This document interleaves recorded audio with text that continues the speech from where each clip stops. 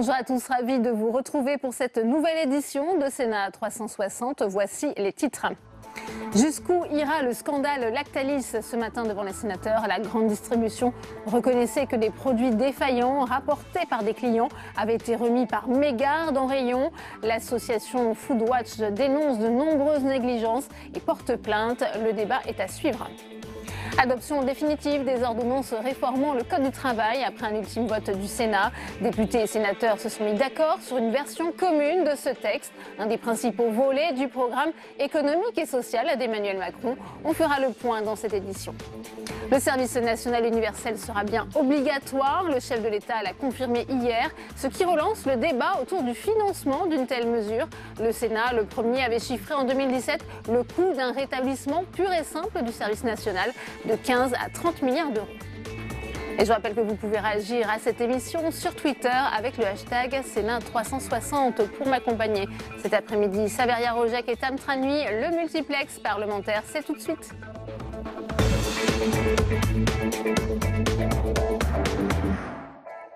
Les auditions des sénateurs sur l'affaire Lactalis révèlent chaque jour des éléments nouveaux au parfum de scandale. Hier, la direction de l'alimentation indiquait que Lactalis n'avait pas transmis les résultats des contrôles positifs à la salmonelle. Ce matin, la grande distribution affirmait que des produits contaminés retournés par des consommateurs avaient été remis dans les circuits de distribution. Solène Nicolas. Ils reconnaissent des défaillances. L'exécution dans certains magasins a été défaillante. Malheureusement, un certain nombre de produits ont été remis par mégarde dans le circuit de distribution. Des produits contaminés remis en rayon par mégarde. Réunis ce matin par le Sénat, les professionnels de la distribution ont fait face aux questions et à l'indignation. Vous avez une pratique avec vos salariés qui fait que vous les filmez pour savoir s'ils volent dans les rayons et vous allez nous dire qu'il y a des salariés qui peuvent aller remettre dans les rayons des produits qui sont ramenés par le consommateur. Enfin, je me pose vraiment des questions sur ces choses-là. Des erreurs humaines, c'est donc l'une des principales explications données par les distributeurs lors de cette table ronde, qui intervient alors qu'une nouvelle plainte a aujourd'hui été déposée par l'organisation Foodwatch. Une plainte qui vient s'ajouter à celle du fondateur de l'association des victimes de Lactalis, déposée contre l'industriel et les pharmaciens. Quentin Guillemin, présent ce matin lors des débats, attendait des réponses qu'il n'a pas obtenues. Les réponses, elles ne sont pas satisfaisantes parce qu'on parle de réponses ponctuelles, des réponses qui sont, on va dire, sur des erreurs humaines. Les solutions ne sont pas au rendez-vous. Le sénateur Michel Raison a tenu, lui, à tempérer et a rappelé que le zéro défaut ne peut être atteint dans aucun domaine. On est tellement habitué au zéro défaut que ça fait un peu comme la neige à Paris. Il neige, il ne voudrait pas qu'il y ait de neige sur le trottoir, il ne voudrait pas qu'il y ait de neige sur la route. De temps en temps, il y a des ennuis, voilà, avec des conséquences. Pour le sénateur Martial Bourquin, il faut désormais des sanctions exemplaires. C'est un problème majeur et il doit être traité comme un problème majeur, et avec des dispositions tout à fait exceptionnelles. Parmi les solutions proposées par les grandes enseignes de distribution ce matin, des propositions technologiques et plus de moyens humains pour un meilleur contrôle. Enfin, une meilleure collaboration entre industriels et commerçants. Et on va retrouver Saveria Rojek en direct de la salle des conférences pour une première réaction à ces auditions sur l'affaire Lactalis avec Sophie Primas, c'est la présidente de la commission des affaires économiques du Sénat. Absolument. Bonjour Sophie Primas, merci de répondre à nos questions. On vient d'entendre dans le sujet, Martial Bourquin, le sénateur Martial Bourquin demande des sanctions. Est-ce que vous êtes d'accord? Est-ce qu'à ce stade, il faut des sanctions? Il faut que la justice intervienne? La justice intervient puisqu'il y a des plaintes qui ont été déposées, donc il y a des enquêtes, il y a de nouvelles plaintes qui ont été déposées ce matin même. Donc il va y avoir enquête, il va y avoir détermination des responsabilités des uns et des autres. Évidemment, et notamment la présidente de l'Ordre des pharmaciens a elle-même parlé d'ailleurs d'une attitude extrêmement proactive vis-à-vis de ceux qui n'auraient pas respecté les consignes et donc à ce moment-là de sanctions, y compris dans le circuit de distribution spécialisé. Ce qui ressort aussi des auditions de ce matin, au-delà des révélation bien sûr, c'est tout simplement comme en 2018 en France, une telle succession de défaillances, de dysfonctionnements à tous les niveaux de la chaîne est encore possible. Moi j'ai entendu ce matin énormément de complexité, c'est-à-dire qu'on a entendu tous les distributeurs les uns derrière les autres nous faire part des mesures, des processus, des procédures qu'il y a chez eux, qui sont évidemment différentes d'une enseigne à une autre et qui essayent de gérer les 300, 320 retraits qu'ils ont chaque année à gérer. Mais dans la réalité, il y a une complexité dans l'information qui leur est délivrée, il y a une complexité dans l'exécution qui est à faire magasin par magasin, et j'allais dire employé par employé. Et donc c'est là où réside en fait la difficulté, c'est dans l'exécution des consignes qui parfois sont trop brouillonnes. Les distributeurs ont réclamé le blocage informatique du code barre. Aujourd'hui, ce n'est pas possible. Hein. Aujourd'hui, c'est compliqué, c'est difficile, et puis ça peut être discriminatoire, comme l'a expliqué en particulier Intermarché, puisque un code barre correspond à tous les lots. Par exemple, là, si on prend le lait infantile, bien, tous les lots ont le même code barre. Or, tous les lots n'ont pas fait l'objet d'une demande de retrait. Et donc, bloquer le code barre, c'est bloquer l'ensemble de la consommation de ce produit-là. Alors, quand c'est un seul fabricant, ça va. Quelquefois, pour un seul produit, il y a plusieurs fabricants et il n'y en a qu'un seul qui est, entre guillemets, coupable. C'est donc compliqué à mettre en place. Et il y a là un travail à réaliser entre industriels et distributeurs. Sophie Prémat, comment se fait-il que les distributeurs n'aient été informés de la fermeture de l'usine de Cran que par la presse ? Voilà un dysfonctionnement majeur dans la chaîne d'information. On l'a dit, il y a une grande complexité. Il y a beaucoup de gens qui font de l'information. Lactalis, en même temps, a envoyé plusieurs informations, 4 informations différentes avec des nombres de lots et des noms de lots différents. Je crois qu'il y avait 300 lots incriminés. Donc évidemment, l'erreur humaine, quand il y a 300 lots avec des numéros extrêmement compliqués, l'erreur humaine est possible. Et effectivement, le comble, c'est que la fermeture de l'usine ait été apprise par la grande distribution et par les circuits spécialisés, par la presse. C'est quand même hallucinant. Très rapidement, vous allez émettre des propositions, des recommandations pour que cela, bien sûr, ne se reproduise plus. Oui, mais je trouve qu'il y a beaucoup de sagesse de la part de toutes les personnes que nous auditionnons, à la fois les services de l'État, même à la part de Lactalis. Vous savez, je pense qu'il se passerait bien de cette publicité. Bon, il y a il y a aussi une forme de bonne volonté, même si avant on peut avoir beaucoup de choses à dire. Mais il y a des recommandations qui sont faites par les acteurs eux-mêmes, et dans les recommandations, c'est certainement de se mettre autour de la table pour travailler ensemble. Très bien, merci beaucoup. Merci d'avoir répondu à nos questions. Merci. Merci à vous, Savérien, pour cette première réaction. On va à présent dans l'hémicycle du Sénat où nous attend Tam Tranui. Bonjour Tam, c'est un feu vert définitif du Parlement après l'ultime vote du Sénat qui vient d'intervenir sur la réforme du Code du travail par ordonnance. Et oui, les ordonnances vont donc avoir prochainement valeur de loi.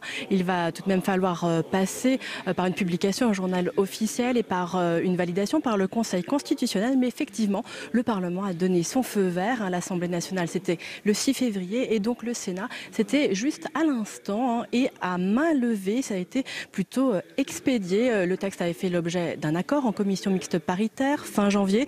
Il n'y avait pas beaucoup de suspense dans la droite sénatoriale, mais surtout la droite au niveau de la Commission des affaires sociales a salué cette réforme. Elle en apprécie les objectifs. Elle estime que c'est une réforme sans précédent, essentielle, que l'on attendait depuis très longtemps. Écoutez à ce propos Alain Milon, qui a jugé également que cela montrait que le Sénat avait été en avance sur cette réflexion.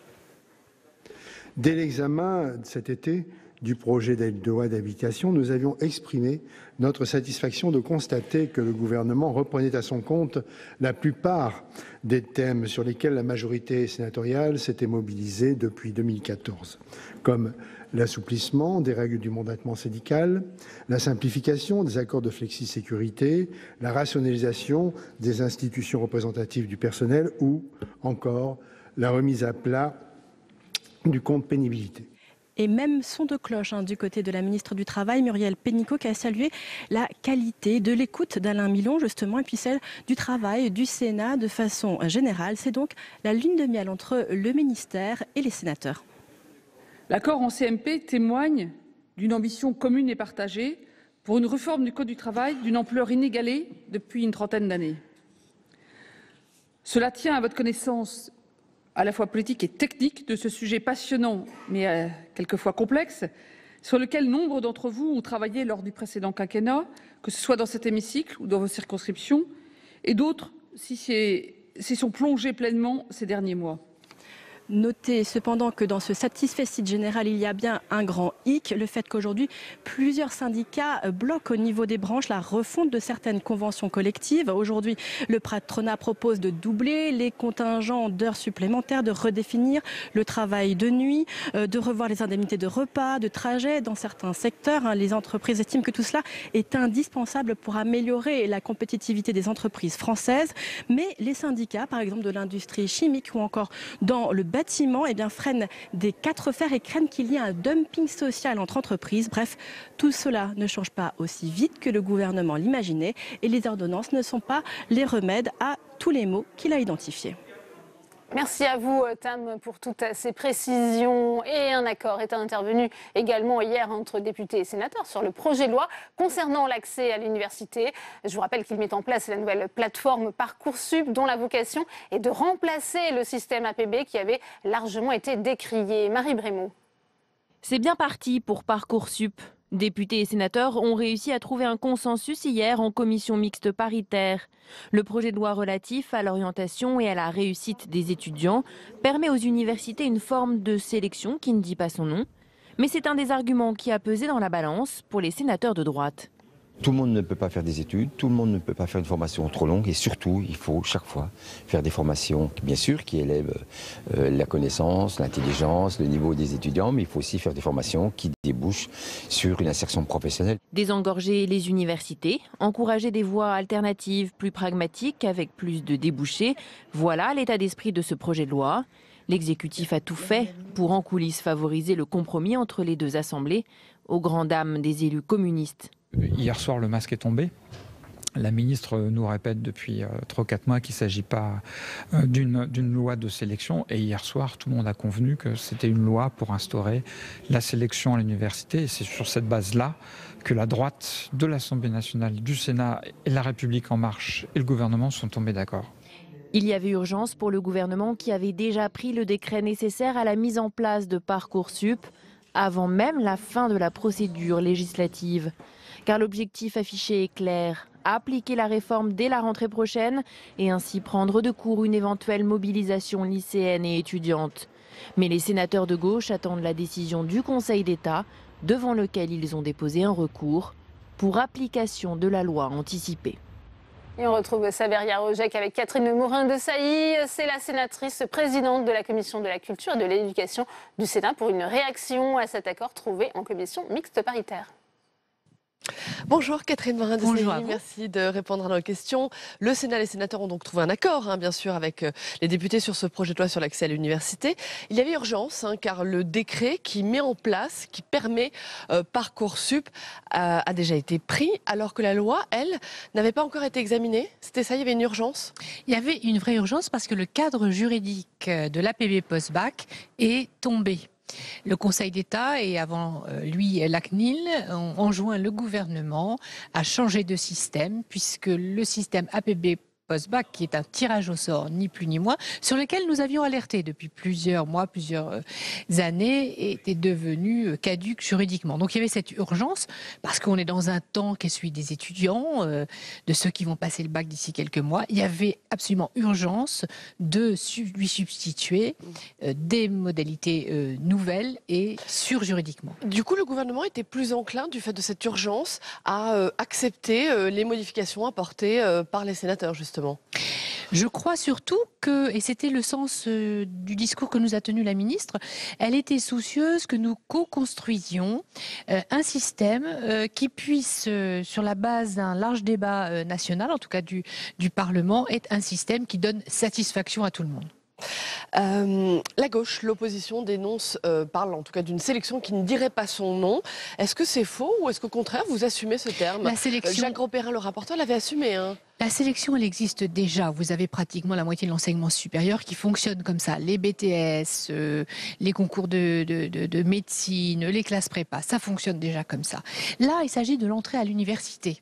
Donc tout dépend de ce que l'on met derrière le mot sélection. Si c'est l'orientation positive dans le sens où on s'appuie à la fois sur les compétences des étudiants, les attendus de l'enseignement, les débouchés professionnels, voilà, tout dépend de ce que l'on met derrière les mots. Mais je dirais que la gauche n'a rien fait ces 5 dernières années. Nous n'avons cessé de le dénoncer, si bien qu'on en était venu à un système complètement aberrant où il y avait une vraie sélection. Mais la sélection la plus injuste qui était celle du tirage au sort. Donc je pense que la gauche n'a pas donné de leçons sur ce sujet, sur lequel, encore une fois, elle n'a rien fait ces 5 dernières années.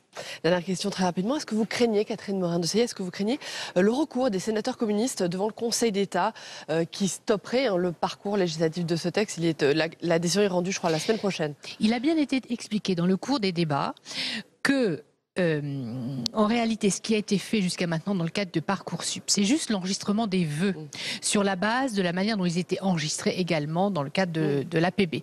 Mais le processus, j'allais dire, d'orientation et d'affectation n'est pas lancé. Ça ne sera pas avant le mois de mars. Donc vous voulez dire que ce recours devant le Conseil d'État n'a pas de fondement juridique? Il n'a pas de fondement. En l'état des explications que nous a donné la ministre, c'est assez clair. Il n'a pas été choisi d'anticiper le mode d'affectation. Très bien, merci beaucoup. Merci Catherine Morin-Desailly d'avoir répondu à nos questions. Merci.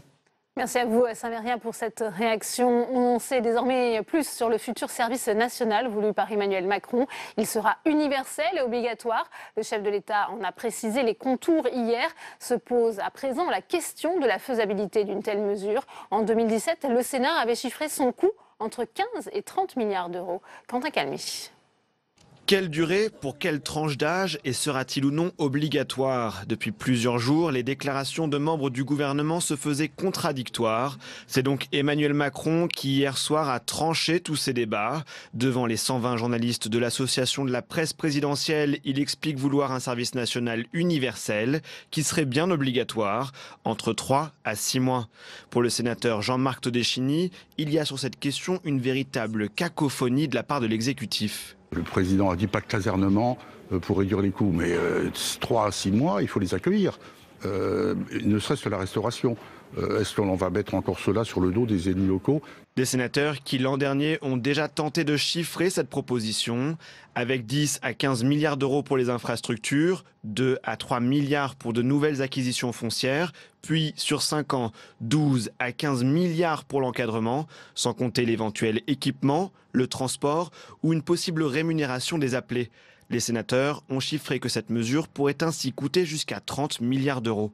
Les forces armées ne sont pas dans la capacité aujourd'hui d'assumer ce service national universel. Moi, j'ai passé mon temps en tant que secrétaire d'État à l'époque auprès de Jean-Yves Le Drian en expliquant, lorsque les parlementaires intervenaient, que ce n'était pas possible d'accueillir une classe d'âge. L'exécutif qui attend pour trancher un nouveau rapport prévu pour fin avril.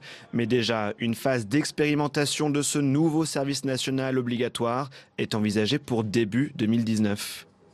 Et on continue les réactions depuis la salle des conférences du Sénat avec vous, Saveria Rojek. Vous êtes avec le président de la commission des affaires sociales du Sénat, le sénateur LR Alain Milon. Il a participé ce matin aux auditions Lactalis. C'était en effet des auditions conjointes à la commission des affaires économiques. Absolument. Alain Milon, vous me disiez à l'instant, vous n'êtes ni surpris ni choqué par cette affaire, ce scandale. En revanche, il y a une attitude que vous trouvez inadmissible, c'est l'attitude des pharmaciens. Pourquoi ? Oui, alors, ni surpris ni choqué. Si, surpris, oui, choqué, non. Mais par contre, ce qui est un peu contrariant, c'est l'attitude qu'ont eu certaines officines.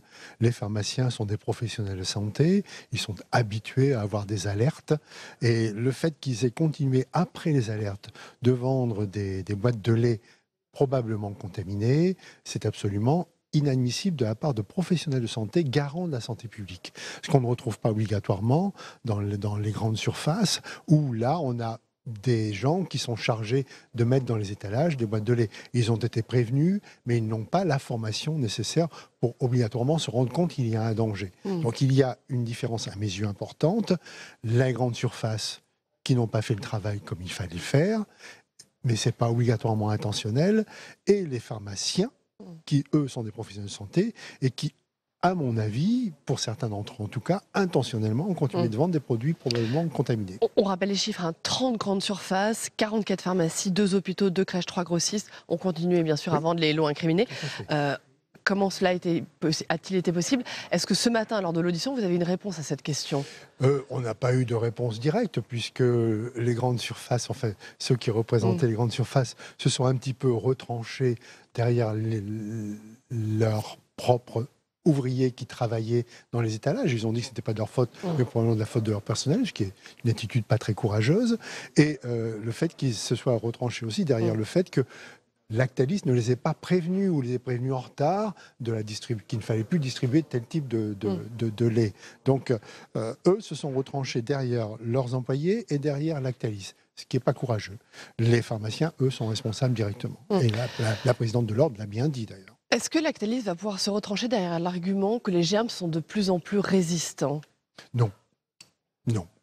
Non. Par contre, ce qui a été dit aussi et ce qui est important, c'est que progressivement, on interdit certains types de produits pour rendre les choses stériles, les produits stériles, les aliments stériles. Et cette interdiction progressive de certains types de produits entraîne que certains types de bactéries ou de germes pourront progressivement revenir dans l'alimentation. Ça, c'est dangereux aussi. Donc il faudra très probablement réfléchir à ce problème également, mais là, au niveau de ceux qui sont dans l'agroalimentaire. Dernière question très rapidement, est-ce que vous réclamez aujourd'hui des sanctions contre Lactalis et contre la grande distribution?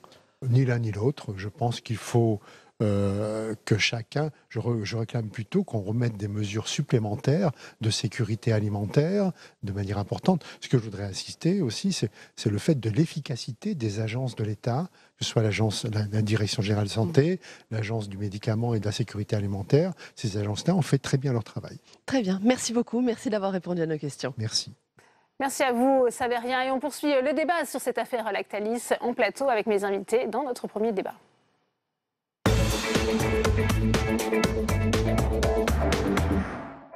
Et j'ai le plaisir d'accueillir sur ce plateau Patricia Schillinger. Bonjour, vous êtes sénatrice La République En Marche, sénatrice du Haut-Rhin. Merci d'être avec nous. Également sur ce plateau, Laurent Duplon, bonjour. Vous êtes sénateur LR de la Haute-Loire. Et Henri Cabanel, bonjour, sénateur socialiste de l'Hérault. Alors on le disait, le Sénat a donc entendu ce matin les acteurs de la grande distribution avec une ligne de défense qui a un peu choqué certains d'entre vous. Je vous propose de les réécouter. Chez Carrefour, la défaillance a été identifiée. Elle provient d'une mauvaise gestion des produits retournés en magasin par nos clients. Au-delà des produits que nous avons retirés de la vente, nous avons eu plus de 9000 produits qui ont été ramenés par les clients. Malheureusement, ça a été corrigé, identifié et corrigé depuis. Malheureusement, un certain nombre de produits ont été remis par mégarde dans le circuit de distribution. Qu'est-ce qui explique que 52 produits aient été remis dans les circuits de vente? Comme l'ensemble de mes collègues l'ont dit, c'est avant tout affaire d'exécution non parfaite des clients qui ramènent des produits à l'accueil et des employés qui les remettent en rayon. Donc c'est une affaire d'exécution. C'était le deuxième message que je voulais vous livrer. Attention à la multiplication des procédures. Je veux dire, la gestion de crise dans ces cas-là est avant tout affaire d'exécution humaine. Laurent Duplon, on vous a entendu très énervé ce matin après ces propos des représentants de la grande distribution. Vous êtes effaré par ce que vous avez entendu? Effaré plus qu'énervé, oui.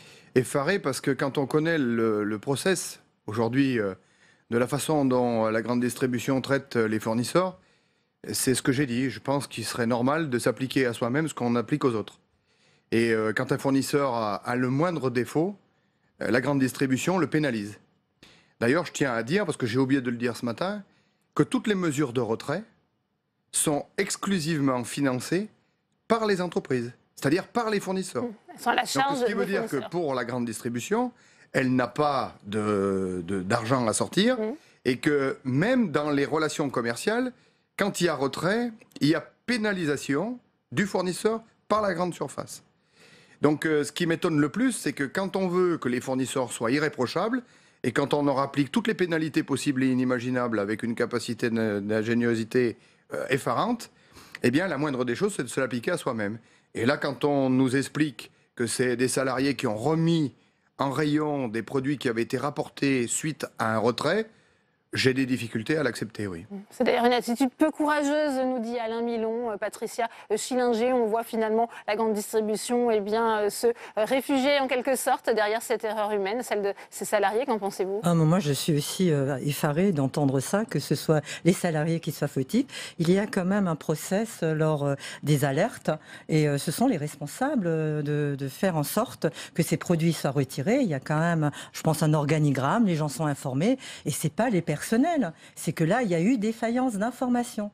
Et là, c'est très grave. Donc, il faut que tout cela soit vraiment transparent et que la chaîne des retraits soit bien définie.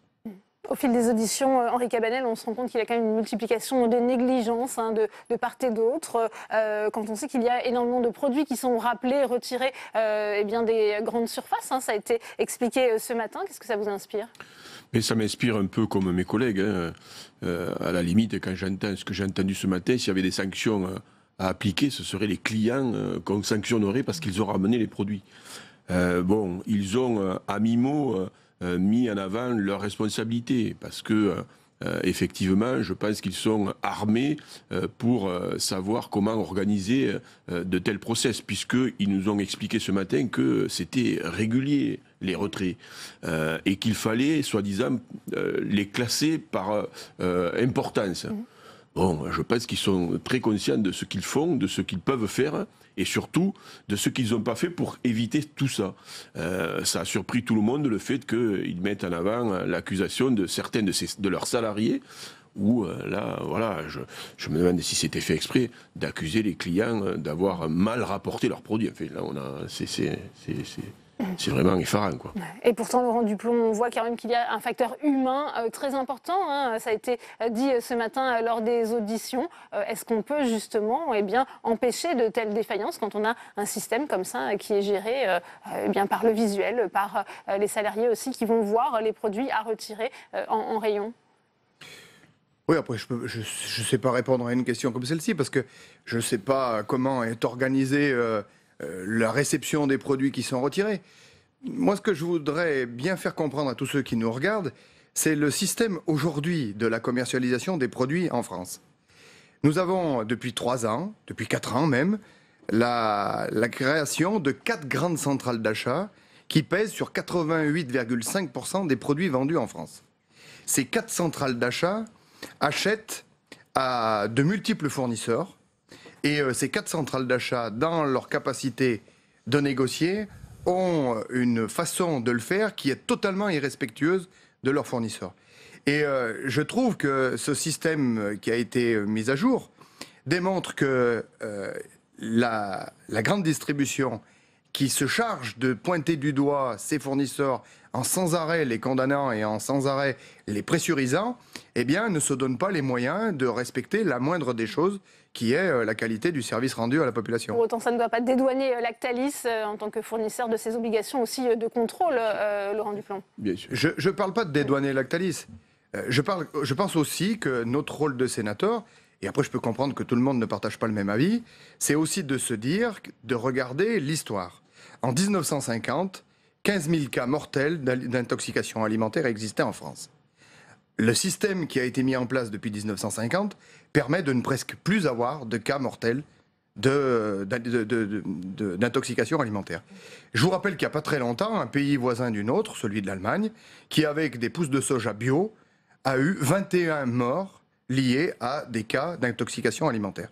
Donc notre système n'est pas totalement à clouer au pilori. Je pense qu'il y a certainement des choses encore à améliorer pour se rapprocher le plus possible du risque zéro, mais c'est aussi d'avoir conscience que le risque zéro n'existe pas et qu'à un moment donné, le système commercial comme il est mis en place en France pousse la maximisation et le regroupement de tous les produits et qu'à un moment donné, ça augmente aussi la capacité des risques. Alors que j'accueille Quentin Guillemin, vous êtes le président de l'association des familles de victimes du lait contaminé au salmonelle. Vous avez assisté également ce matin à ces auditions publiques qui ont d'ailleurs été retransmises sur notre antenne. Vous avez découvert de nouveaux éléments qui ont pu vous surprendre ? Écoutez, on découvre des choses tous les jours dans cette histoire, donc effectivement, on est surpris tous les jours. Vous voyez, je suis obligé de venir effectivement au Sénat, ce qui n'est pas un problème, mais de venir au Sénat pour découvrir des choses. Monsieur le directeur général de l'alimentation hier a révélé au Sénat que les contrôles dont ils avaient eu connaissance étaient divergents des contrôles dont avaient eu connaissance ces inspecteurs qui étaient passés dans l'entreprise. Chose que nous ne savions pas. On découvre que des produits ont été testés positivement en 2011, chose que nous ne savions pas.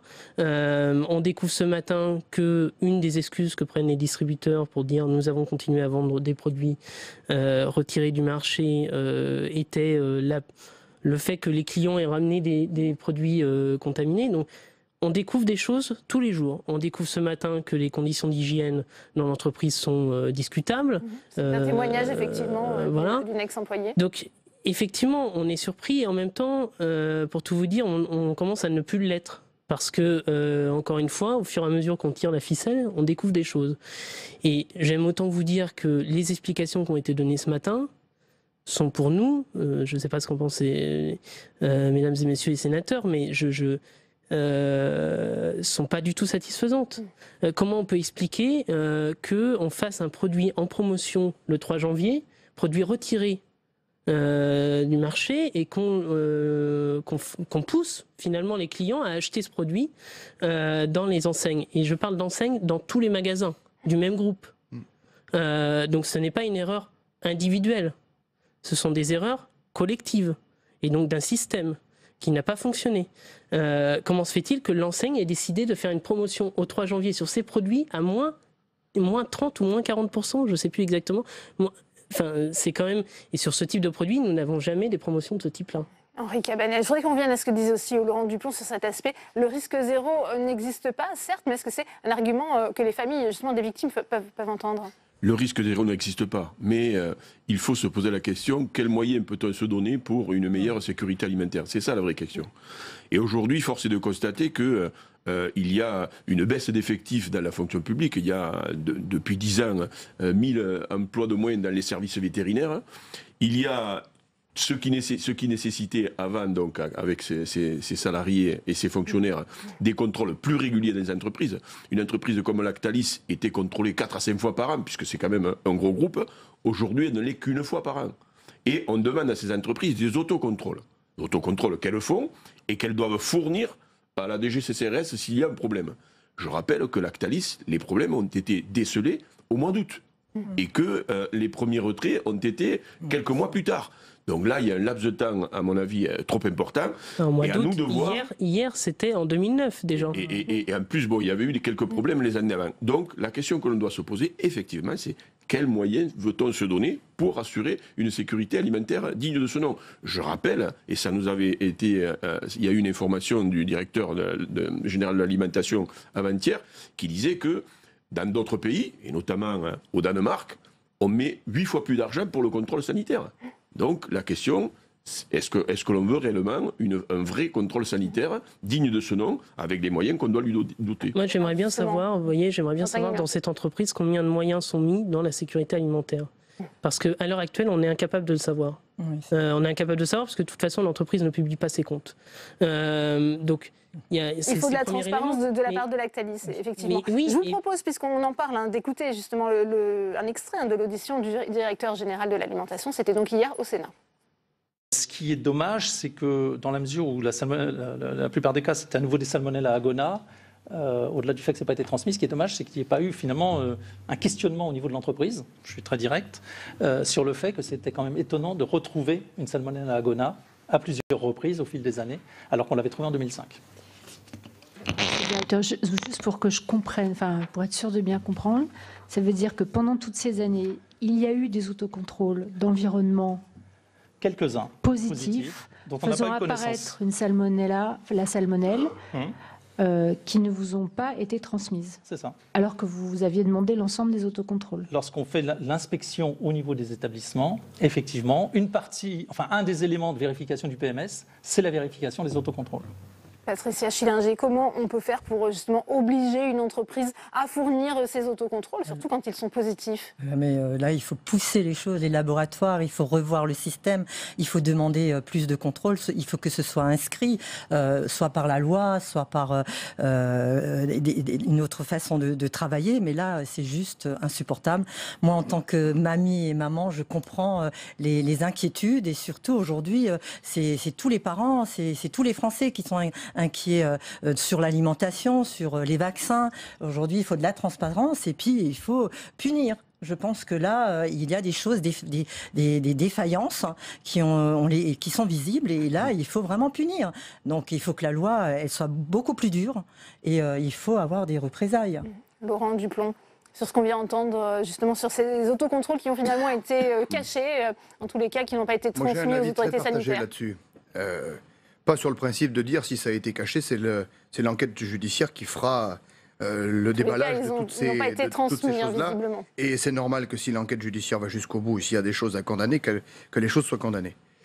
Moi, ce que je veux bien faire comprendre aussi, c'est la problématique dans laquelle nous vivons aujourd'hui dans le monde commercial. Communiquer ses comptes, même si c'est la loi, et c'est vrai qu'aujourd'hui l'entreprise devrait le faire, je pense que c'est une erreur qui a été faite en France, parce que ça veut dire que toutes les entreprises françaises ont une différence par rapport à toutes les autres, puisqu'elles communiquent leurs comptes quand les autres ne les communiquent pas. Ce qui fait que les autres ont une capacité en termes de productivité et en termes d'information qui est nécessairement et obligatoirement plus importante que celles qui sont en France. Pourquoi je vous dis ça? Parce que tout simplement, dans le même temps, il faut savoir que les consommateurs français ne mangent pas que des produits français. Et qu'ils mangent aussi des produits qui proviennent de l'étranger. Et que dernièrement, le président de la République a accepté de dire à son homologue argentin que les accords du Mercosur vont être signés. Ces accords du Mercosur vont faire que demain, 100 000 tonnes de viande en Europe vont rentrer avec des standards de production qui sont radicalement opposés aux nôtres. Des animaux qui ne sont pas tracés, des animaux qui ne sont pas identifiés, des animaux où le bien-être animal n'est pas respecté. Le Brésil, par exemple, qui fait partie du Mercosur, est englué aujourd'hui dans une affaire de viande avariée, qui est d'ailleurs mis sur la scène brésilienne. Donc, moi, je veux bien qu'on cloue au pilori les entreprises françaises. Regardons dans le même temps que dans le même temps, il y a des produits mondiaux. L'objectif, c'est pas forcément de clouer les entreprises françaises au pilori, mais de les mettre aussi face à leurs responsabilités en matière de sécurité sanitaire, Henri Cabanel. Prenons garde à cela, parce qu'à un moment donné, nous aurons plus de production française, et tous les produits qui rentreront seront des produits autres que les produits français, avec des règles qui seront complètement différentes. Et Quentin Guillemin. Oui, j'entends bien ce que dit mon collègue. C'est la question que j'avais posée donc au directeur de la communication de Lactalis, qui nous expliquait que parce que c'était une entreprise familiale, il ne souhaitait pas publier ses comptes.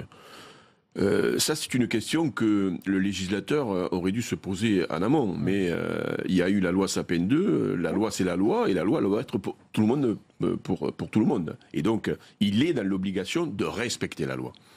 Et en termes donc de respect de la loi ou d'autocontrôle, parce que effectivement, je répète que la volonté du président de la République, c'est quand même de supprimer 120 000 fonctionnaires. Donc on va affaiblir encore les capacités que l'on pourrait se donner pour assurer une meilleure sécurité alimentaire. Mais je pense qu'il faut, et Patricia vient de le dire, je pense qu'il faut accélérer sur les sanctions. Que les sanctions soient véritablement dissuasives. Aujourd'hui, il n'y a que des sanctions financières. Ouais. Peut-être faut-il y intégrer des sanctions pénales pour que vraiment ça soit dissuasif et que les entreprises, non pas pour les gêner, mais pour leur faire assumer leurs responsabilités face donc aux dangers qu'ils peuvent créer avec donc ce qu'on vient de connaître avec Lactalis. Quentin Guillemin. Oui, deux choses. Alors effectivement, j'allais dire exactement la même chose. La loi, c'est la loi, elle s'applique pour tous. Et on peut avoir des débats à n'en plus finir sur la légitimité d'une loi ou d'une autre. Je crois que c'est ce que vous faites au quotidien quand vous faites la loi. Mais une fois qu'elle existe, elle doit s'appliquer. Et donc il serait temps que Lactalis se conforme à la loi. Comme tout citoyen en France aujourd'hui.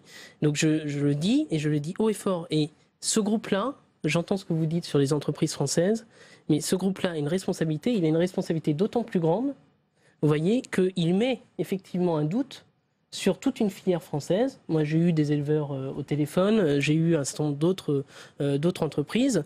Je le dis, ils mettent en difficulté tout un secteur par leurs agissements. Et donc, il va falloir qu'ils en répondent, parce qu'ils mettent gravement en difficulté, d'abord évidemment, la France et on va dire ce que peut apparaître en termes de visage français Lactalis, mais toute une filière qui est derrière, et ça c'est extrêmement dommageable.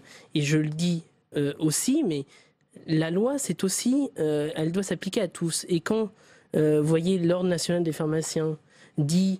C'était auditionné ce matin également par le Sénat. Et je voulais y revenir parce que j'ai eu la présidente de l'Ordre national des pharmaciens il y a quelques jours au téléphone. Et je lui ai demandé pourquoi les pharmaciens qui avaient été pris la main dans le sac n'avaient pas été sanctionnés. Elle était tout à fait d'accord avec le fait qu'il fallait sanctionner extrêmement rapidement et de manière extrêmement ferme, parce que ces gens ces 12 pharmaciens qui ont été pris la main dans le sac dans leur deuxième contrôle, sont des gens irresponsables qui ne devraient plus exercer. Je le dis comme ça, parce que ce sont des gens qui abîment l'image des pharmaciens en France. Et Madame Wolf était prête à sanctionner ces pharmaciens. Pourquoi ça ne s'est pas fait ? Ça ne s'est pas fait parce que l'État n'a pas été transparent et n'a pas transmis les noms des pharmaciens à la présidente de l'Ordre national, qui n'a pas pu saisir du coup ces instances pour pouvoir sanctionner rapidement les pharmaciens. Donc là, je le dis, il va falloir des sanctions. On nous a promis des sanctions, le président de la République a promis des sanctions dans cette affaire. Il y a des possibilités de sanctions immédiates. Il va être temps que l'État prenne ses responsabilités et fasse en sorte que la transparence soit réelle, y compris dans tous les domaines, et que là, il y a des sanctions qui puissent être prises, parce qu'il en va de l'image, y compris d'une profession dans cet exemple, mais plus généralement de l'image de la France et des éleveurs et de toute une filière. Donc j'entends les débats, mais en même temps, il y a la loi et il va falloir la respecter. On voit bien la volonté du Sénat de multiplier les auditions sur ce thème pour améliorer finalement les mécanismes qui n'ont pas fonctionné. Quelles sont les pistes justement qui peuvent être envisagées ? Ça passe forcément par des sanctions financières, pénales ? Tout à fait. Il faut passer par là et le gouvernement en est conscient. Et je pense, nous les parlementaires aussi, on ne peut pas laisser le doute. Et il y a des consommateurs et des producteurs, vous l'avez dit vous-même. Mais au-delà de ça, les consommateurs sont des consommateurs aussi européens. C'est-à-dire qu'ils trouvent ces produits en Europe. Il faut aller au-delà, il faut vraiment il faut avoir une transparence à ce niveau-là. Et vous l'avez dit, il faut vraiment que ce qui s'est passé ces dernières semaines ne se reproduisent plus. Effectivement, c'est dans les quelques jours qui vont se passer où là, il faut mettre tout en œuvre pour que cela cesse et que on puisse trouver le meilleur système d'alerte aussi. Pourquoi pas un système d'alerte comme le système d'enlèvement qu'on passerait à la télé par des médias, qu'on n'achète plus ces produits, mais aussi qu'on dénonce là où on les trouve. Voilà, il y a plein de pistes. Il faudra les explorer et puis avancer vraiment sur ce sujet. Laurent Duplon, il y a des propositions d'ailleurs qui ont été faites ce matin par la grande distribution elle-même, mettre en place des sites internet, finalement des plateformes d'information. Il y a des choses que vous avez entendues qui peuvent être mises en place rapidement, justement ? Aujourd'hui, avec le système informatique, il faudrait que toutes les caisses puissent arrêter un produit qui arrive à la caisse quand il est en retrait. Je veux dire, aujourd'hui, on a des capacités c'est pas si simple que ça. Avec l'informatique de faire des choses. Mais tout cela, ça n'a de sens que si derrière... le système de la chaîne humaine se fasse correctement. Si vous arrêtez le produit à la caisse et que la personne qui a derrière reprend le produit et le remet en vente, vous pouvez l'arrêter 100 fois, ça n'a aucun sens. Donc ce qu'il faut, c'est que derrière, il y a véritablement un protocole là-dessus. Il faut un protocole. Sur la pénalisation ou les pénalités qu'on peut apporter. Moi, je pense qu'il y a une chose qu'il faut qu'on attende, c'est l'enquête. Est-ce qu'il en ressortira ? Et s'il y a un jugement, eh bien, que ce jugement se fasse. Parce que quand on parle, par exemple, des analyses concernant l'environnement, Lactalis a fait 17 000 analyses concernant l'environnement. Il n'a pas l'obligation de les communiquer obligatoirement sur l'environnement. L'obligation qu'il y a sur un produit, c'est d'avoir un produit le plus sain possible. Alors, il est vrai que plus l'environnement est sain, plus le produit a des chances d'être sain. Mais ce n'est pas parce que l'environnement n'est pas obligatoirement sain que le produit n'est pas sain. Donc il y a aussi tous ces éléments-là. Et il faut connaître l'agroalimentaire pour connaître ces éléments-là. Et que je pense qu'il faut raison garder là-dessus et attendre de voir la totalité de l'enquête et la totalité des choses qui seront dites pour véritablement porter un vrai jugement. Des doutes de plus en plus sévères sur justement l'environnement sanitaire, notamment de l'usine de Lactalis. J'entends ce qu'il dit. En même temps, l'ANSES dit elle-même que s'il y a... L'Agence nationale de sécurité sanitaire. S'il y a de la salmonelle dans l'environnement, il y a de forts risques pour qu'il y en ait dans les produits. Donc à partir du moment où il y a de forts risques, il y a des mesures à prendre. Et des mesures immédiates et rapides. Et d'ampleur. Parce que là, on voit que au fur et à mesure des années, tous les ans, quasiment, il y avait des contrôles positifs, des autocontrôles positifs dans l'environnement. Écoutez, c'est le DGAL qui dit ça. Moi, je ne mets pas en doute sa parole. Et ce sont des paroles qu'il a tenues devant vous, écrites, qui sont sous PV. Et je vous assure qu'on les fournira à la justice s'il le faut. Mais il y a des responsabilités. Et encore une fois, il va falloir en répondre. Donc je le dis, et je dis simplement, quand on parle de zéro risque, oui, effectivement, il n'y a pas zéro risque. Mais enfin, toutes ces marques, elles ont fait leur image de marque comment ? Elles ont fait leur image de marque en vendant aux consommateurs zéro risque. Tout à fait. Donc maintenant, il faut qu'elles assument leur démarche commerciale. Le mot de la fin. Merci à vous, Quentin Guillemin. Merci, Patricia Schillinger. Merci, Laurent Duplomb. Merci, Henri Cabanel. Autre temps fort aujourd'hui au Sénat, c'est le feu vert du Parlement après un ultime vote de la Haute Assemblée à la réforme du Code du travail par ordonnance. On va retrouver Tam Tranui en direct de l'hémicycle qui a suivi pour nous les débats aujourd'hui. Oui, des débats qui se sont déroulés tout à l'heure. C'est pourquoi je suis à présent dans un hémicycle vide. Alors la commission mixte paritaire a effectivement permis d'arriver à un texte de compromis entre députés et sénateurs, un compromis qui a été adopté sans surprise tout à l'heure par le Sénat, ce qui a valu adoption définitive par le Parlement. Cela malgré l'opposition de la gauche de l'hémicycle, communiste et socialiste. Écoutez Jean-Louis Touraine qui estime que cette réforme n'est que régression et qu'elle va s'en prendre aux plus précaires. Écoutez. Dans une France qui renoue avec le dynamisme économique grâce aux efforts consentis au cours des années précédentes, il y avait sûrement plus urgent que de casser ce qui protégeait les travailleurs français les plus productifs au monde en précarisant leur situation. Les différentes mesures de ce projet de loi conduiront au moins dans un premier temps à des vagues de licenciements.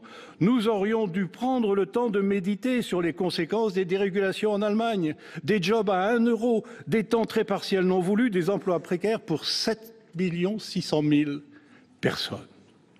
Est-ce donc le modèle que nous souhaitons nous donner ? Donc sur le modèle social dégradé engendré par ces ordonnances. En revanche, bien du côté de la droite de l'hémicycle, on juge que le texte est équilibré. C'est pourquoi il a obtenu l'assentiment de la majorité sénatoriale. Écoutez Daniel Chassin pour le groupe des Indépendants. Cette réforme répond à une ambition largement partagée de simplifier le quotidien des entreprises. Cela en modernisant les règles du travail, en offrant davantage de lisibilité aux salariés comme aux employeurs, en assurant une meilleure adaptation des normes à la spécificité notamment des entreprises, notamment les TPE-PME. Je rappelle que 4% des entreprises de moins de 50 salariés ont un délégué syndical. Alors si l'on rentre un petit peu dans le détail du texte, sachez que le Sénat a obtenu gain de cause sur 2 points, notamment rendre obligatoire la mise en place d'une commission des marchés au sein du comité social et économique, cette instance unique des représentants du personnel. Et d'ailleurs, les membres du Conseil social et économique seront formés aux problématiques de sécurité, de santé au travail. C'était un sujet d'inquiétude car ce comité va avoir les attributions du CHSCT, le comité d'hygiène, de sécurité et des conditions de travail.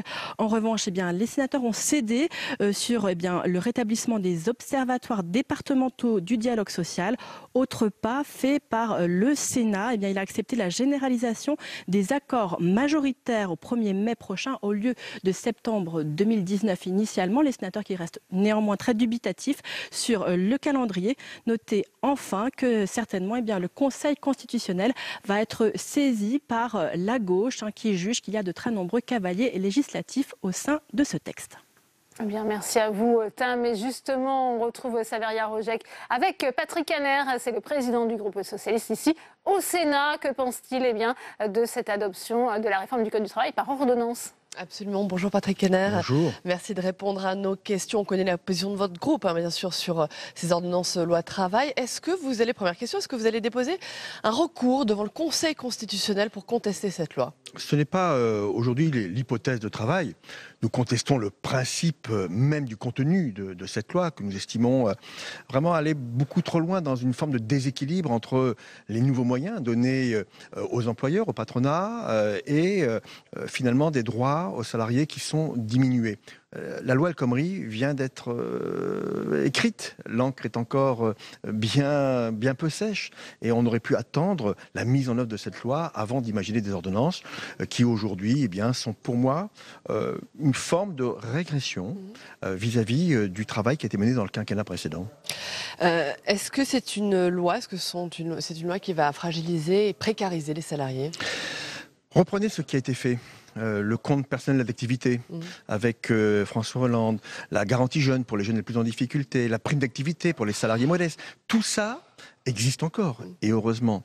Mais très honnêtement, nous sommes face à une ouverture très libérale de la relation entre les salariés et les employeurs qui ne vont pas dans le bon sens. Et tout ce qui permet de fluidifier, de simplifier le marché du travail, les ruptures conventionnelles collectives par exemple, ça ce n'est pas une bonne chose? Nous sommes très opposés aux ruptures conventionnelles collectives parce que c'est de considérer finalement que le salariat représenterait une sorte de variable d'ajustement au bienfait de l'entreprise. Je vais vous donner un exemple très concret. Pimki, dans le Nord. Je me suis battu, je me bats contre cette rupture conventionnelle qui avait été imaginée et heureusement que les syndicats ont trouvé un point d'accord pour dire non, stop là. On le voit dans leur application, les ordonnances patinent un peu. Les syndicats, en fait, bloquent au niveau des branches la possibilité offerte aux entreprises d'aménager les règles. Donc, en fait, ce n'est pas si facile que ça. Vous connaissez les règles. Le mieux est l'ennemi du bien. En l'occurrence, nous avons toujours un texte qui est la loi El Khomri, qu'on aurait dû appliquer très simplement avant d'imaginer d'autres systèmes. Il ne faut pas aller trop vite. Il faut surtout respecter les corps intermédiaires et notamment les syndicats. Très rapidement, Patrick Henner, Emmanuel Macron, le président, s'est confié hier pendant 2 heures devant les journalistes de la presse présidentielle, sans micro ni caméra, beaucoup de sujets évoqués. Sur le pouvoir d'achat, le chef de l'État explique que ça va prendre du temps, 2020. Est-ce que les Français sont en capacité d'attendre? Les Français veulent les fruits de la croissance. Une croissance à près de 2%, une richesse qui augmente. Et manifestement, les salariés modestes récupèrent beaucoup de miettes. Et les plus riches de nos concitoyens ont plus d'1 million d'euros supplémentaires de pouvoir d'achat grâce aux mesures qui ont été prises sur le plan fiscal. Attention, danger, il y a les promesses, il y a surtout la réalité sur le terrain et nous nous battrons pour que cette réalité soit effective. Très bien, merci beaucoup. Merci Patrick Henner d'avoir répondu à nos questions. Merci. Merci à vous, Saveria. On en sait désormais plus sur le futur service national voulu par Emmanuel Macron. Il sera universel et obligatoire. Le chef de l'État en a précisé les contours hier. Se pose à présent la question de la faisabilité d'une telle mesure. En 2017, le Sénat avait chiffré son coût à 15 voire 35 milliards d'euros. Quentin Calmy. Quelle durée pour quelle tranche d'âge et sera-t-il ou non obligatoire? Depuis plusieurs jours, les déclarations de membres du gouvernement se faisaient contradictoires. C'est donc Emmanuel Macron qui hier soir a tranché tous ces débats. Devant les 120 journalistes de l'association de la presse présidentielle, il explique vouloir un service national universel qui serait bien obligatoire, entre 3 à 6 mois. Pour le sénateur Jean-Marc Todeschini, il y a sur cette question une véritable cacophonie de la part de l'exécutif. Le président a dit pas de casernement pour réduire les coûts, mais 3 à 6 mois, il faut les accueillir. Ne serait-ce que la restauration. Est-ce qu'on va mettre encore cela sur le dos des élus locaux? Des sénateurs qui l'an dernier ont déjà tenté de chiffrer cette proposition. Avec 10 à 15 milliards d'euros pour les infrastructures, 2 à 3 milliards pour de nouvelles acquisitions foncières, puis sur 5 ans, 12 à 15 milliards pour l'encadrement, sans compter l'éventuel équipement, le transport ou une possible rémunération des appelés. Les sénateurs ont chiffré que cette mesure pourrait ainsi coûter jusqu'à 30 milliards d'euros. Les forces armées ne sont pas dans la capacité aujourd'hui d'assumer ce service national universel. Moi, j'ai passé mon temps en tant que secrétaire d'État à l'époque auprès de Jean-Yves Le Drian en expliquant, lorsque les parlementaires intervenaient, que ce n'était pas possible d'accueillir une classe d'âge. L'exécutif qui attend pour trancher un nouveau rapport prévu pour fin avril. Mais déjà, une phase d'expérimentation de ce nouveau service national obligatoire est envisagée pour début 2019. Jean-Marie Bockel, sénateur Union centriste du Haut-Rhin, chargé d'un rapport sénatorial sur le service national. Et notre invité, le face-à-face, c'est tout de suite.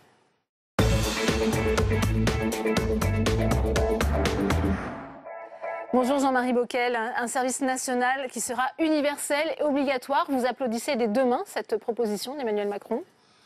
Pas encore des 2 mains. Il est certain que le discours réitéré du président, et encore hier, affirmant sa volonté de le faire vraiment, et lui donner également, comment dirais-je, une connotation militaire, en tout cas dans le premier trimestre, si on l'écoute, c'est un cadre qu'il fixe. Donc on ne peut pas faire comme si ça n'existait pas. Alors voyez-vous, moi, ma position, j'ai fait le service militaire, je sais ce qu'il a apporté, je sais aussi pourquoi on l'a arrêté, c'est que dans l'absolu, c'est plutôt une bonne chose. Mais comme l'a dit mon collègue Todeschini, nous sommes co-rapporteurs, la question c'est à quelles conditions est-ce qu'on va pouvoir le faire, hein? Donc nous, on ne va pas travailler en contre, mais on a le souci premier de préserver nos armées de préserver le budget de nos armées. Parce qu'il y a effectivement cette question du coût, comment on va financer ce service national obligatoire. Absolument. Les augmentations de budget qui sont programmées dans la loi de programmation et qui vont démarrer, eh bien, on sait pourquoi on les fait. Ce n'est pas pour cela. Donc il ne faut pas mordre sur ce budget. Les personnels ont également des missions.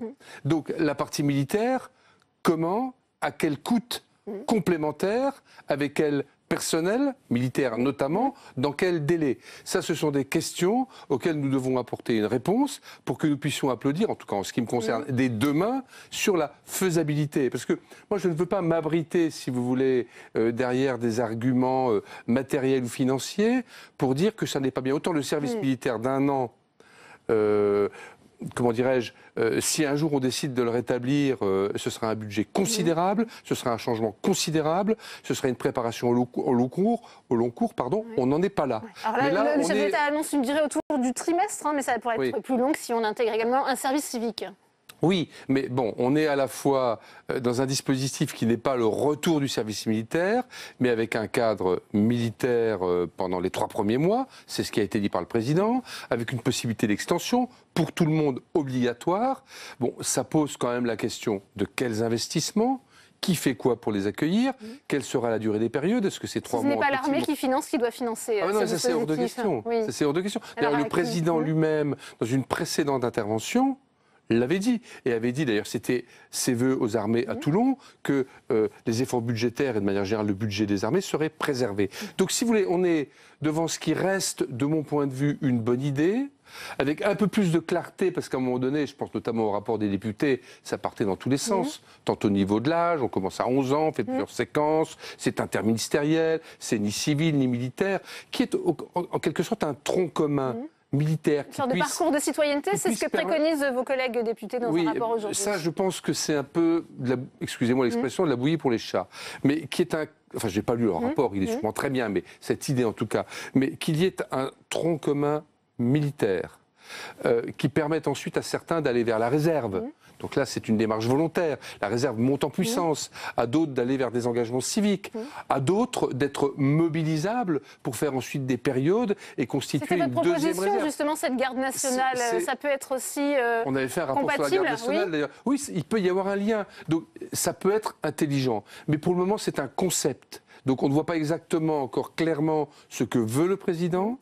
Et surtout, une fois que ce sera clair, on va commencer par essayer de faire nous-mêmes des propositions en parallèle au groupe de travail. C'est d'ailleurs ce qu'on vous demande, ce service national, pourquoi faire? On voit aujourd'hui, et Benjamin Griveaux l'a rappelé, ça doit être un moment de rencontre entre la jeunesse de notre pays et la nation et une partie de son armée. C'est important ça aussi pour la jeunesse d'avoir cette conscience, cet engagement. Moi qui ai fait le service militaire, moi qui suis resté réserviste ensuite pendant toute ma vie active, je ne vais pas vous dire le contraire, évidemment.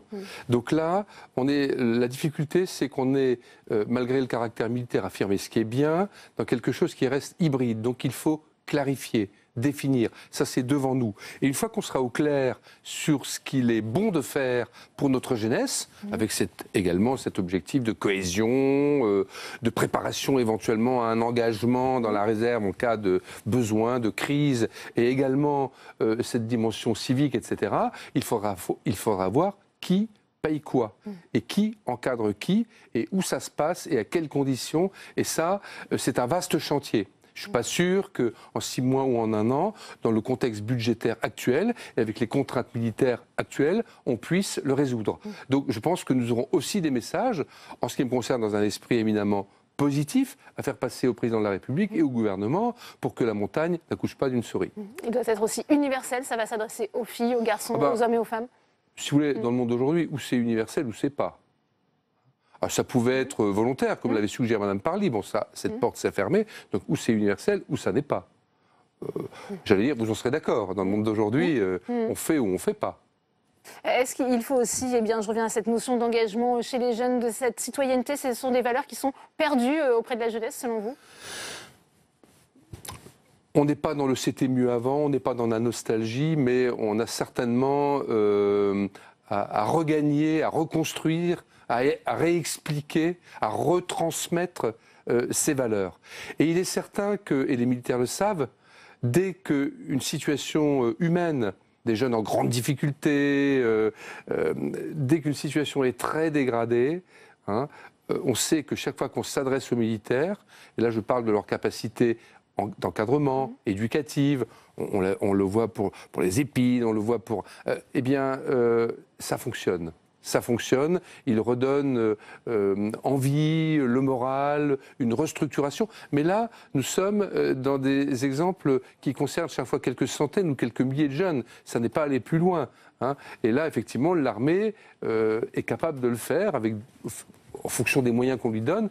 Mais là, sur un service universel, on voit la valeur ajoutée de l'armée. Sa capacité effectivement de motiver, d'encadrer, de permettre à chacun de trouver sa place dans le cadre de valeurs qui nous sont communes. Mais il y a vraiment la question des moyens, moyens financiers, moyens humains et également partage des tâches entre ce qui relève de l'armée, ce qui peut relever de l'éducation nationale, ce qui peut relever d'autres ministères ou d'autres partenaires encore. Et là, on est quand même dans le flou pour le moment. Des questions qui seront donc abordées dans votre rapport que vous remettrez avec Jean-Marc Todeschini d'ici quelques mois. Merci à vous, Jean-Marie Bockel, d'être venu sur ce plateau. Dans le reste de l'actualité, plusieurs syndicats et collectifs de VTC appellent l'ensemble des chauffeurs à une grève illimitée. Ce sera à partir du 17 février. Ils réclament la mise en œuvre d'un tarif minimum dans la profession. Voyez ce reportage d'Héloïse Grégoire. Elle a pu accompagner un chauffeur qui lui explique ses revendications. Gare du Nord, à Paris, Fabien tracte sans relâche.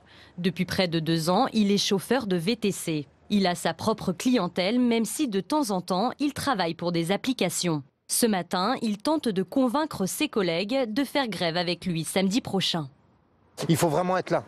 Donc si tu veux plus te lever pour 4,50 €, ok, allez, bonne journée, au revoir. Le nerf de la guerre est l'installation d'une tarification minimum par heure. Nous demandons une tarification minimum, 10 € net chauffeur. Parce qu'actuellement, les applis, les courses minimum, ça tourne autour de 4,50 € à peu près. Sans cette tarification minimum, la plupart des applications de VTC optent pour une guerre des prix et la loi du moins cher. C'est l'anarchie et on tend à ce que la profession vraiment se paupérise avec ce genre de tarifs. Pour ce chauffeur de VTC, le constat est le même, la profession est à bout de souffle. Il y a des chauffeurs qui dorment sur le volant. C'est pas qu'ils ne maîtrisent pas le volant, c'est qu'ils s'épuisent parce qu'ils ont des crédits. Le prix du gasoil, aujourd'hui, est à 1,50 €. Il a augmenté de 7,6 centimes d'euros. C'est plus possible de continuer comme ça. Depuis l'application de la loi Grand Guillaume qui régule le secteur, un chauffeur de VTC doit posséder cette carte. Mais il y a encore quelques temps, un simple statut loti suffisait pour travailler avec les différentes plateformes. Maintenant, on a entre guillemets que des professionnels, des gens qui ont soit une expérience professionnelle depuis d'un an, soit un examen. Ils ont dû passer un examen. Voilà un peu la différence. Il y a moins de chauffeurs, on peut dire oui, il y a moins de chauffeurs sur la route, mais tout ça n'est pas une fin en soi. Il y a encore beaucoup de choses à améliorer. La ministre des Transports avait annoncé le 8 décembre dernier le lancement d'une mission sur la régulation du secteur. Selon l'Union des VTC, il n'y a eu aucune avancée significative depuis. Fabien espère que cette fois-ci, le gouvernement entendra leurs revendications.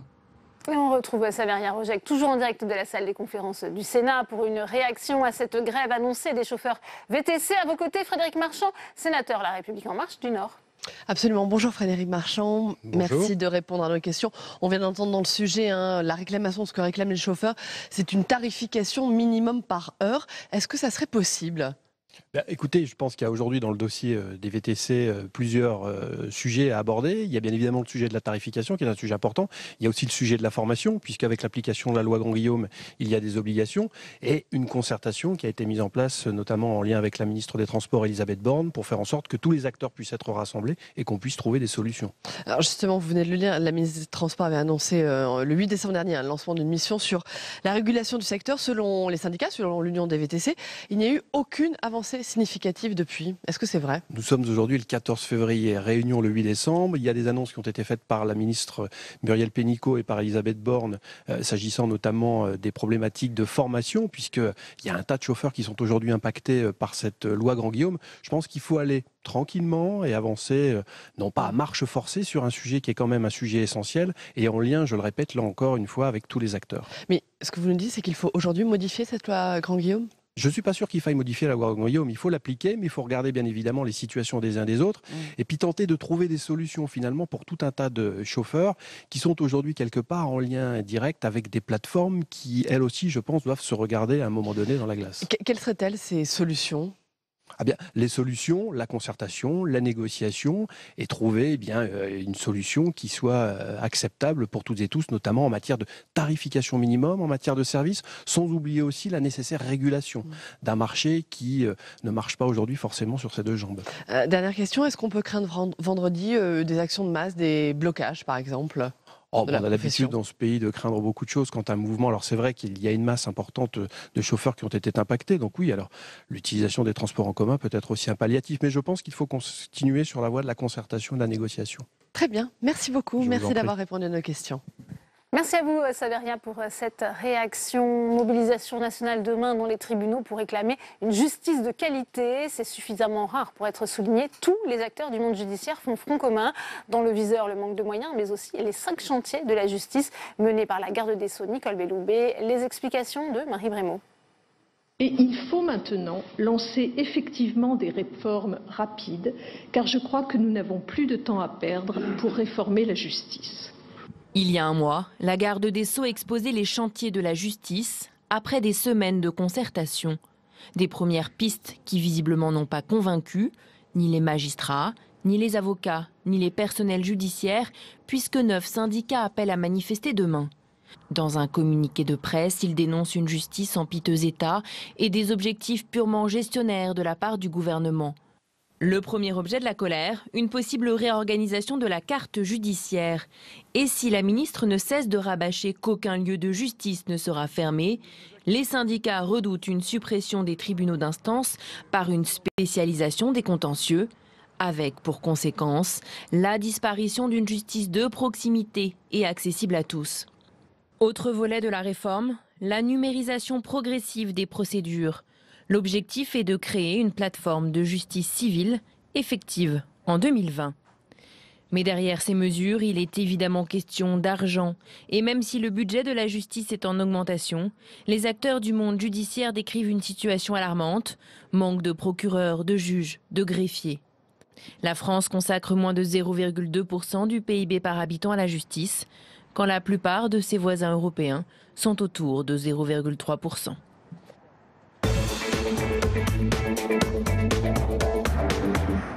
Et on ouvre le second débat de Sénat 360 avec mes invités sur ce plateau. J'ai le plaisir d'accueillir Céline Parizeau. Bonsoir, vous êtes secrétaire générale de l'Union syndicale des magistrats. Merci d'être avec nous. Jérôme Gavaudan, bonsoir. Vous êtes le président de la conférence des bâtonniers. Merci d'avoir accepté notre invitation. Philippe Bas est également avec nous. Bonsoir. Bonsoir. Président de la commission des lois, sénateur LR de la Manche. Et j'accueille enfin Arnaud de Belenet. Bonsoir. Vous êtes sénateur à La République en marche de Seine-et-Marne, vice-président de cette même commission, la commission des lois. Première question pour vous, Céline Parizeau, puisque c'est vrai qu'on voit ce front commun qui est en train de se dessiner contre la réforme judiciaire de la garde des Sceaux. C'est plutôt rare.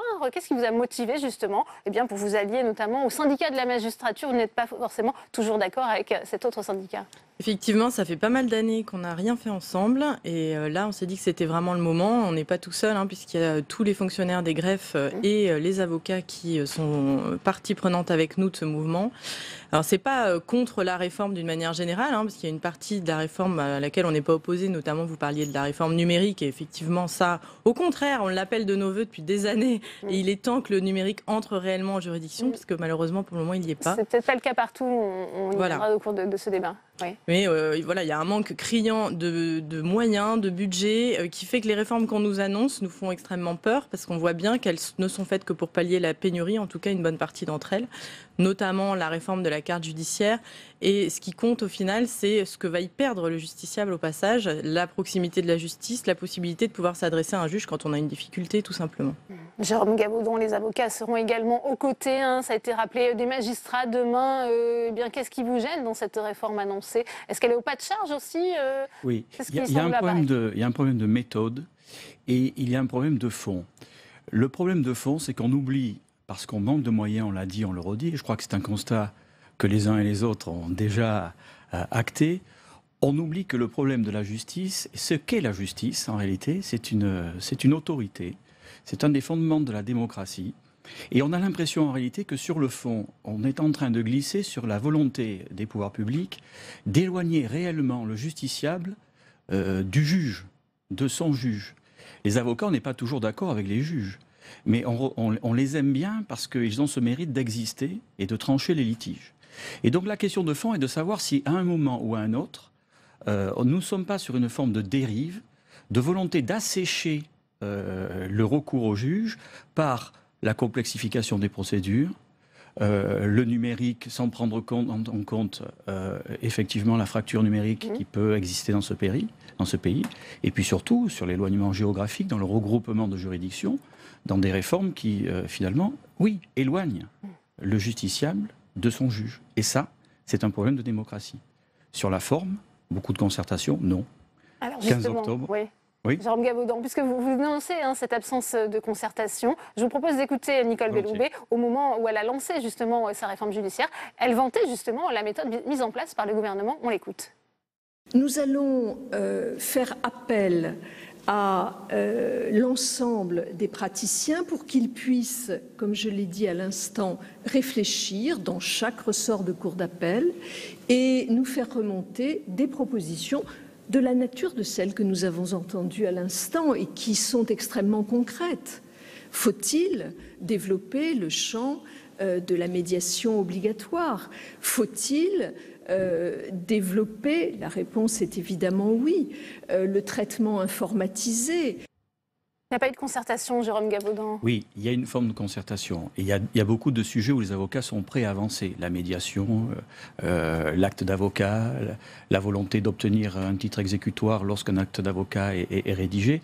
Mais sur la concertation, 15 octobre, des chantiers se mettent en place. Restitution le 15 janvier.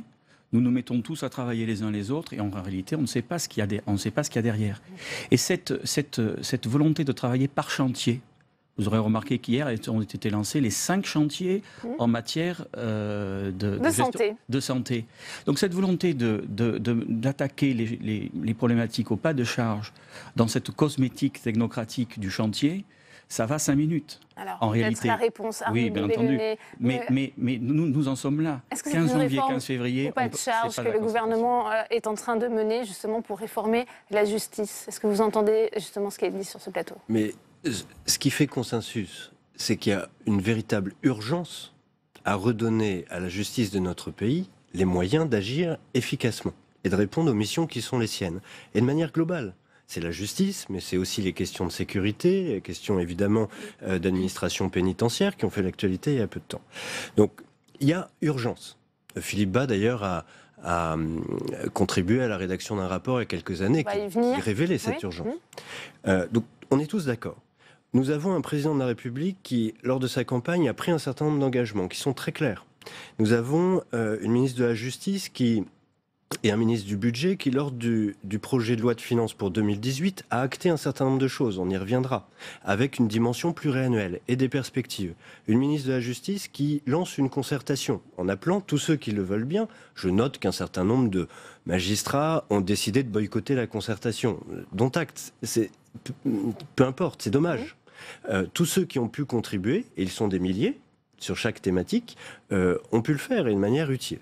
Nous avons les auteurs d'un rapport qui remettent un certain nombre de préconisations et le gouvernement, qui est dans son rôle, de dire, sur la base de ce rapport, avec les productions, notamment du Sénat, notamment de la commission des lois du Sénat antérieure, avec les analyses précédentes, et bien maintenant, nous avons cette étape de concertation, de travail préparatoire à une future loi qui permettra cette refonte dont la justice a besoin. C'est une refonte organisationnelle. Je comprends qu'elle puisse faire peur, mais quand on regarde les préconisations de près, moi je ne partage pas l'inquiétude qui a pu être exprimée, notamment sur l'évolution des tribunaux d'instance et de grande instance, ni sur les moyens. Mais enfin, nous avons là une proposition de simplifier nos procédures pénales et civiles, de mener à bien cette transformation numérique qui a été amorcée par le projet de loi Urvoas, la justice du XXIe siècle, mais qui n'a pas eu les moyens, qui n'a pas été abouti ou concrétisé suffisamment. Et à chaque fois dans ces rapports, il y a des préalables. Le préalable, c'est d'approfondir ce qui a été mis en place, d'achever avec les moyens nécessaires ce qui a été enclenché et ce qui est positif. Et sur cette base-là, à très court terme, parfois avec des échéances 2018, comme vous le disiez, et sur cette base-là, de travailler à la suite et aux préconisations. C'est vrai que le Sénat s'est emparé de ces questions il y a déjà plusieurs mois avec vos deux propositions de loi sur une loi de programmation justement budgétaire pour la justice sur 5 ans et aussi des mesures pour le redressement de la justice. Finalement, cette réforme de la justice, le Sénat l'a déjà faite, c'est clé en main, c'est prêt ? Vous avez tout dit. Moi, je ne trouve pas qu'on aille au pas de charge. Et je trouve qu'on perd du temps. D'abord, la justice, c'est pas seulement une autorité, c'est un grand service public, aussi important pour les Français que l'école ou les hôpitaux. Chaque année, 2 700 000 nouvelles affaires civiles, 1 200 000 nouvelles affaires pénales, des délais qui ne cessent de se rallonger, des emplois de magistrats et de greffiers non pourvus, et année après année, on contemple ce spectacle proche de l'asphyxie ou de l'embolie, et on ne fait rien. Le Sénat a pris ses responsabilités. Il a adopté une loi de programmation, comme ça a été le cas en 2002. Seule période de 5 ans où on a augmenté les crédits de la justice de 37%. On a laissé passer le budget pour 2018 sans faire la loi de programmation. Je crains qu'on ne laisse passer le budget de 2019 sans la faire. Or, ce redressement n'est possible que sur plusieurs années. Pour moi, pas de réforme sans moyens. Car sinon, le soupçon que vous énonciez, Madame Parisot, tout à l'heure, que la réforme consiste à gérer la pénurie, eh bien ce soupçon sera légitimé. Le budget de 2018 est très en dessous des attentes. Figurez-vous que pour les constructions de places de prison, les autorisations de programme baissent de 77%, les crédits de paiement d'un tiers, les crédits pour les bracelets électroniques baissent de 27%. Aucun effort pour combler les emplois vacants, notamment dans l'administration pénitentiaire. Il ne faut pas s'étonner face à cette lenteur qu'il y a un mois, l'administration pénitentiaire ait été en berne et que demain, les magistrats et les avocats protestent et tirent la sonnette d'alarme. Cette sonnette d'alarme, nous l'avons tirée dès avril dernier par un rapport consensuel de toutes les forces politiques du Sénat, traduit par des propositions de loi. Et ce que nous demandons pour faire face à l'urgence, c'est que le gouvernement n'ait pas d'amour-propre d'auteur et qu'il inscrive sans tarder la loi de programmation et la loi de réforme de la justice à l'Assemblée nationale. On gagnera ainsi au moins 6 mois sur le calendrier et Madame Belloubet pourra à ce moment-là se servir de la loi de programmation pour avoir un vrai bon budget pour 2019. Arnaud Belloni, ensuite Céline Parisot. Deux éléments. Le projet du Sénat et celui du président de la République sont à peu de choses près les mêmes. Y compris sur les aspects budgétaires. Et pourquoi ne pas adopter notre réforme et notre loi de programmation ? Je crois qu'il est important néanmoins qu'il y ait ce temps de concertation, d'amélioration avec les professionnels et un temps d'appropriation du projet. Et on voit bien que ce n'est pas spontané et naturel. Je veux bien vous laisser le bénéfice du doute encore 15 jours ou 3 semaines, mais pas plus. Je partage l'objectif et le constat d'une urgence, pleinement, comme le gouvernement. Et second point, j'ai une analyse un petit peu différente du président Bas sur ce qui a été cranté, notamment lors du budget 2018. Je ne veux pas abreuver de chiffres, mais simplement dire que dans le contexte actuel, le budget a été augmenté globalement de près de 4%. Moins que celui sur de le M. PLF, Urvoas, vous devez le reconnaître aussi. Oui, mais sur un trend de 2,6 sur les années précédentes globalement. Et ce qui est plus intéressant, c'est que cette augmentation, il est prévu pour 2019 à nouveau 4,3%, sur 2020 5,1%, et on est sur un trend qui nous amène à un budget de la justice de 10,5 milliards à 5 ans. C'est exactement ce que le Sénat, comme le projet du président de la République, estime nécessaire comme budget pour donner. Mais c'est insuffisant, hein, c'est ce que disent les magistrats. 1,8% du budget public, ça fait 64 euros par habitant. Ça fait 64 euros par habitant. Ce sont les chiffres justement des syndicats. Et la France est au 23e rang sur 28 des pays européens pour sa justice, Céline Parizeau. Au sein de l'Union européenne, c'est clair qu'on est parmi les tout derniers. On a à peu près 3 fois moins de magistrats que partout ailleurs dans l'Union européenne. Au niveau des greffiers, on a 1800 postes qui sont vacants. On a 500 postes de magistrats sur 8000. Il faut rappeler qu'on n'est que 8000 en théorie. Et il y en a déjà 500 qui ne sont même pas pourvus, même pas recrutés. Les effectifs des promotions actuelles ne sont même pas au maximum de la capacité d'accueil des écoles. On a estimé que cette concertation, elle était, comme dit M. Bas, une perte de temps. Pour nous, c'était une concertation en trop. La concertation, il y en a déjà eu énormément. Il y a des rapports dans tous les sens qui ont été rendus, sur bien plus que les 5 dernières années. Donc, il n'y avait pas besoin de perdre ce temps supplémentaire. Effectivement, la loi de programmation, on la réclame depuis des années.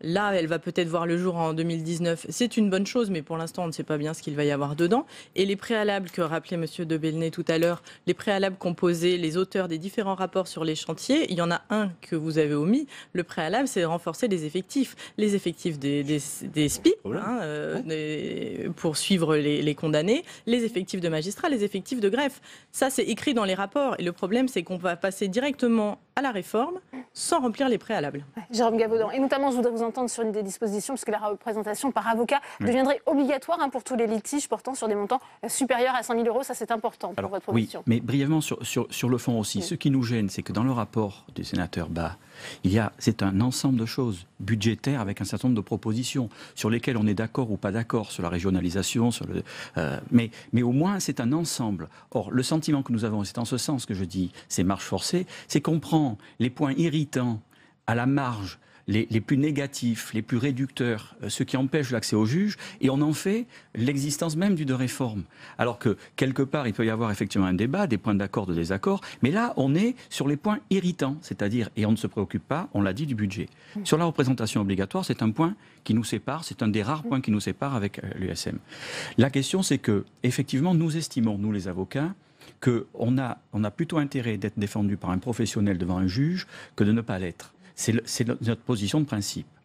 C'est donc une revendication de la profession d'avocat de dire effectivement il doit y avoir, si on est dans une mécanique de réforme, on doit entrevoir la question de la représentation obligatoire qui pour nous... Il faut une réforme de l'aide juridictionnelle. Il faudrait aussi...